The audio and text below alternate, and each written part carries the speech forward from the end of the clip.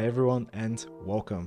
In case you haven't watched any of my previous videos, I talk about everything to do with investing, stocks and sometimes even crypto.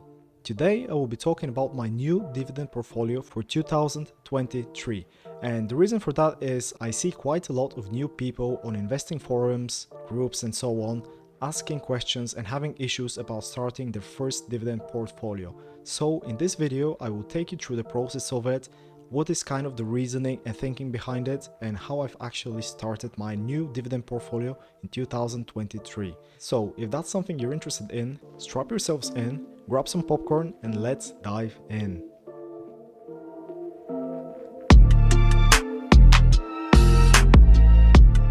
I know a lot of people like to skip this part, but the most important thing before starting to invest is making sure you set some goals. Simple goals, nothing fancy. If you're not interested in that, feel free to skip ahead to the portfolio breakdown, but I think it's worth looking into. For today, I will look at the following goals: contributions, risk, yield target and timeline. First of all, the most important question: how much can you contribute? If you have a steady income, how much of it can you put away? Personally, my goal for this portfolio is $100 per month, or about £85 for everyone in the UK. I have another portfolio which is my main one, plus a high yield savings account where I try to plug in about £1,000 per month or $1,200. The important thing here is that it is money that I can afford. A very popular rule of thumb is putting 50% of your income towards essentials like food, rent, clothes and so on, 30% towards wants like going out, going to restaurants, vacations and so on, finally 20% towards saving, paying off debts and investing. My personal split looks more like 40% for essentials, 20% for wants and 40% for savings and investments, but that's my preference. Once you decide on a specific amount to contribute, stick to it. Discipline is important here, and it will prevent you from doing something stupid down the line. Now, after figuring out your contributions, make sure you know what is your risk threshold. There is a popular myth in investing that high risk equals high reward, but that's not always true, so I wouldn't worry too much about it. Instead, think about what's the biggest volatility you can stomach. Are you okay with seeing your portfolio down 20, 30, 40%? If you are not, don't worry, most people aren't. Knowing your risk appetite will help you make the best investment choices. The best investment strategy is the one that you've tested and you can stick with. If you have taken on more risk than you can handle, it will be easy to make some emotional and irrational decisions, so risk is something to consider. Generally speaking, companies with larger market capitalization are typically less volatile than mid or small cap companies, definitely less volatile than penny stocks. With this portfolio, I will be sticking to large cap stocks with some minor exceptions. I will also be looking for a good margin of safety when it comes to price, somewhere about 65% of my target price. Basically, if I think a stock is worth about $100, I would only buy it if it is $65 or less. That's a very popular method of managing risk and was popularized by Benjamin Graham, who was Warren Buffett's mentor. The final risk consideration here is diversification. To do that, I will put some of my portfolio in broad index funds, and I will avoid putting more than 15% of my total portfolio in a single stock. Still, I want my portfolio to be easy to track, so I will try to limit myself to 15 stocks or ETFs. Now that we have some ground rules for risk, let's move on to the yield target. A dividend yield is basically the dividend payout that you get on a stock. If a stock costs $100 and has a 4% dividend yield, that means that they are paying an annual dividend of $4. When it comes to the dividends in this portfolio, I have two targets. The first one is the dividend yield, and I'm looking to get about 5 to 7%. The second target is the dividend growth. I will be looking for companies that have a proven track record of consistently raising dividends. Ideally, the annualized 5-year dividend growth rate should be above 5%, but I will look at them on a case-by-case basis. The dividend growth rate is important for two reasons. One, the dividend obviously grows. If you have an annual dividend growth rate of 7%, within 10 years, the dividend amount will have doubled. Secondly, a lot of dividend companies are priced according to their dividend, or, at the very least, it plays a big part in their valuation. A growing dividend will therefore result in a growing stock price, which means you will get both dividend income and capital gains. One thing I want to share here is that you should never base your investing decision just on the dividend yield. Very often you'll see companies with double-digit dividend yield, and they may look very attractive, but it can be deceptive. Make sure you do your research to see whether the dividend is sustainable and whether the company can also grow its business while growing its dividend. The final goal is your timeline. How long are you investing for? A year, 2, 5, 10? Generally speaking, if your investing horizon is a year or 2, betting on stocks may be risky, and keeping your money in a high-yield savings account may be better. Stocks tend to do well over a long-term horizon. Ideally, you would also want to get some other assets, like bonds or some commodities. With this portfolio, my goals are long-term. I don't really plan on cashing out within the next few years, so I'm okay with sticking my money in stocks and other assets. Before we dive into the portfolio, I just want to ask you, do you think about or write down your investment goals? Have you defined your contributions, risk, and investment time span? Let me know in the comments below. Alright, so let's look at the actual portfolio. As I said in the start, I will be putting in $100 every month, and currently I also had a position that was left open from over a year ago in Nasdaq with just over $10.4 if I'm not mistaken. So my total invested cash right now is $110.50. I've decided to use eToro because it's just easier to share, and I'll put the link to my portfolio down below so you'll be able to kind of track it and see what's happening with it. And as you can see right now, I have 9 positions open. The 2 biggest ones are the Invesco QQQ fund, which tracks the Nasdaq, and the other one is Schwab US Dividend Equity ETF, which is a very good dividend growth ETF. The Schwab US Dividend Equity ETF has a very close return compared to the S&P 500, and in fact the total return, I think Schwab actually outperformed the S&P by a little bit over the last 10 years, but the whole point there is that it tracks the S&P performance, but it's also a very good dividend ETF. As you can see, my other positions are fairly similar in terms of value, they're all about $10. I have SHI, which is a bond ETF which invests in treasury bonds with a length of 1 to 3 years. I have Legal & General, which is a very big UK pensions, retirement and insurance company. I have the Vanguard Value ETF. I have Philip Morris International, the Energy Select Sector Spider. I have Altria, and I think I also have Sonoco Products. Okay, so these are my 9 assets right now. And let's take a look actually at what their stats are. I'm using Snowball Analytics because they have a very good dividend dashboard, and as you can see here, it's very useful in visualizing my dividend stats.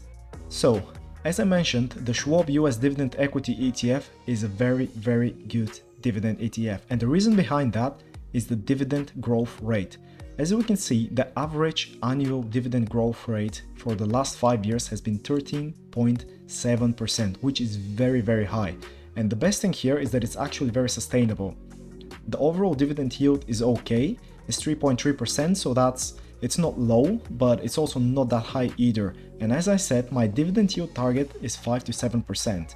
So the idea for me with this dividend ETF is to kind of build my portfolio around it. So I'm planning on making it the main position in my portfolio and then getting other dividend stocks to kind of bump up the yield a bit.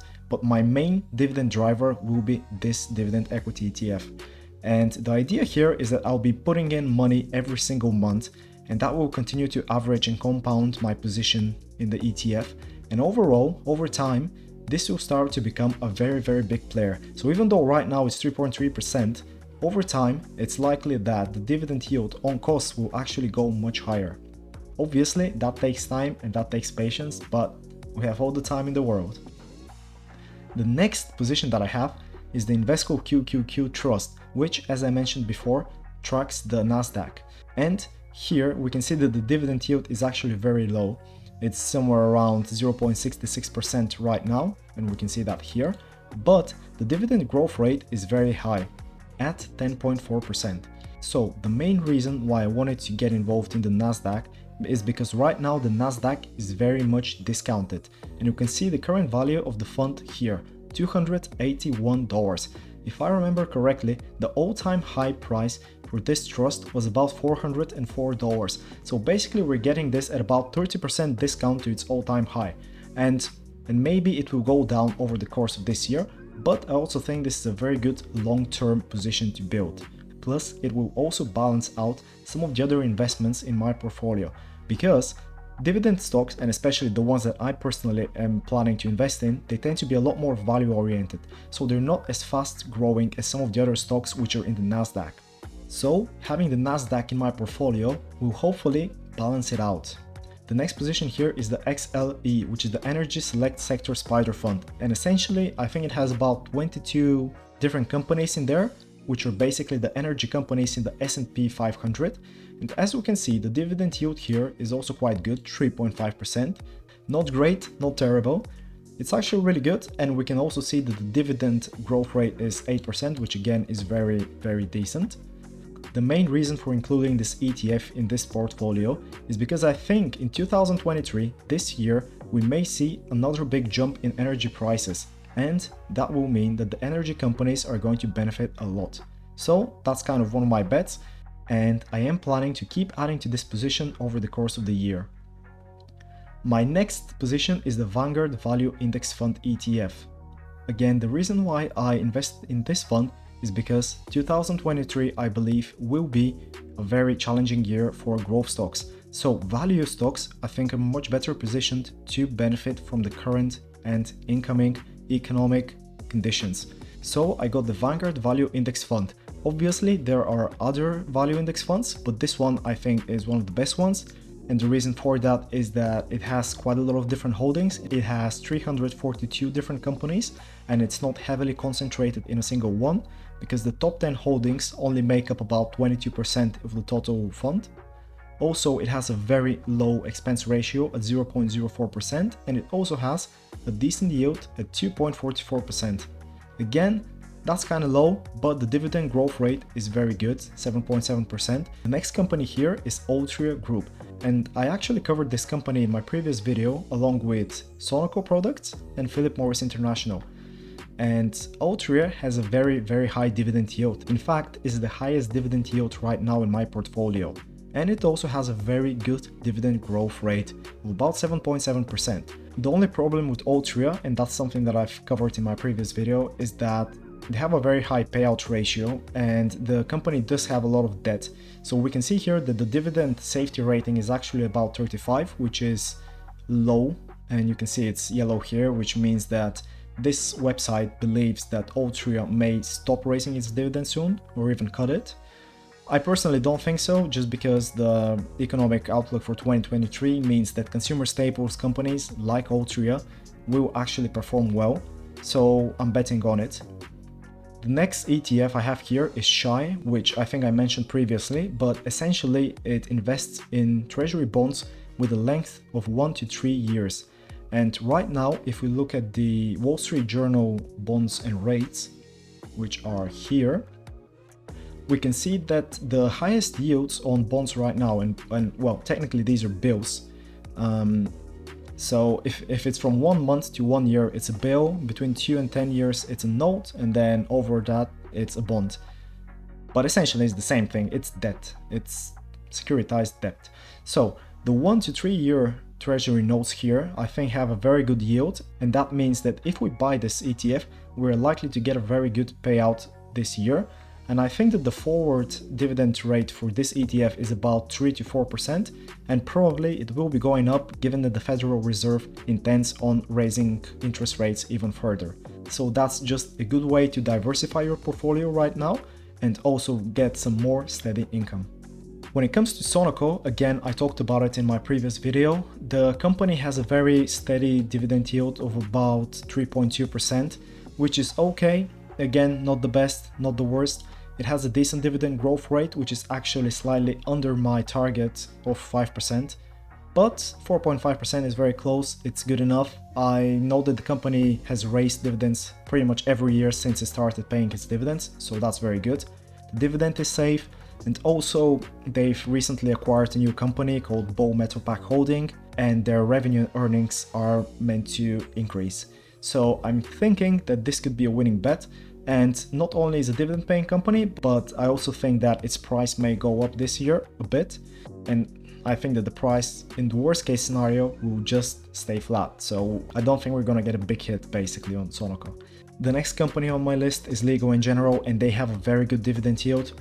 It says it's 5.17% here. Actually, it's somewhere about 7.2%. So I think this is maybe just the trailing dividend yield. So that's the last 12 months maybe, and not the 12 months that are coming ahead. But they should have about 7% dividend yield. And the good thing about Lego in general is that, again, they're a company with a good dividend track record. They've raised dividends, they can afford their dividends. And overall, they're just a really stable company, good one to have.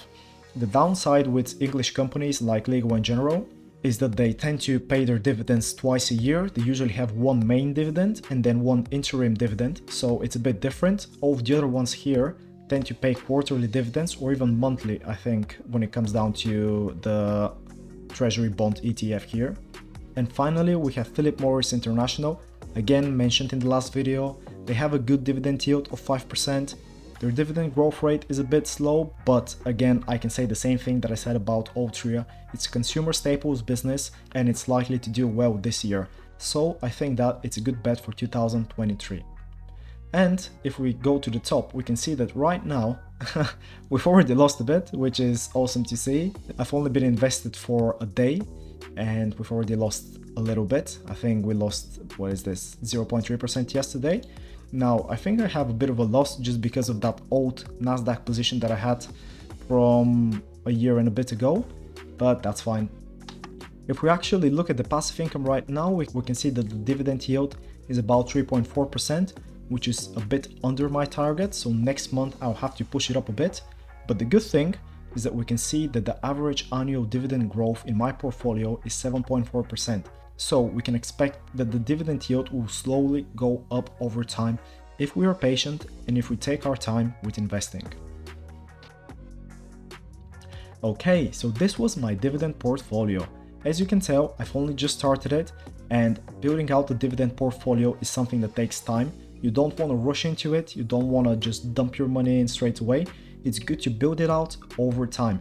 And again, like I said, I'll just be adding slowly $100 per month and see where that gets me. So that's it for today. Maybe I'll be putting out updates every 4 weeks or so, but I still haven't decided on exactly how often that will be. Definitely once a month, maybe twice a month, but we'll see. So I hope you enjoyed the video. If you did, please like it, leave a comment, share with your friends and subscribe. Thank you for watching, and I'll talk to you again soon.